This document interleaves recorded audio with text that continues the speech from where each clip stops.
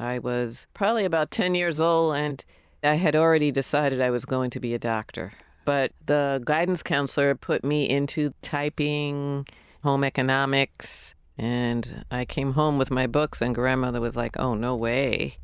And I remember she went up to the school and said, I want my daughter transferred so she could go to college. Tell me about your medical school experience. There was one professor, he would take a picture of an old Negro League baseball player holding a bat and start talking about the muscles using black dialect.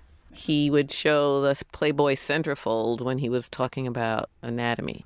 And when you were taking a really hard test, he would walk behind, linger over your shoulder, and he had this horrible pipe. You'd hear a little puff sound and smell this smoke come over you. And he would do that to all the black students.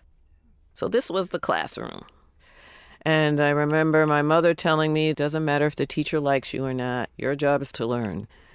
I mean, she didn't go to college, but if she had come up in a different era, I think she would have been the first physician in the family. Mm-hmm.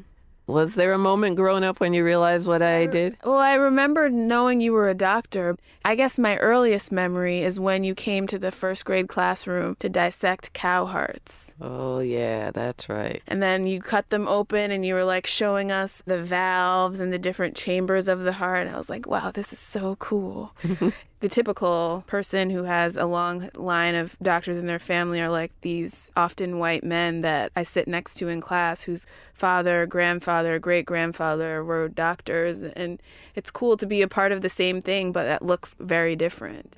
To realize all the things that you had to go through and that grandma had to go through to get me to where I am today.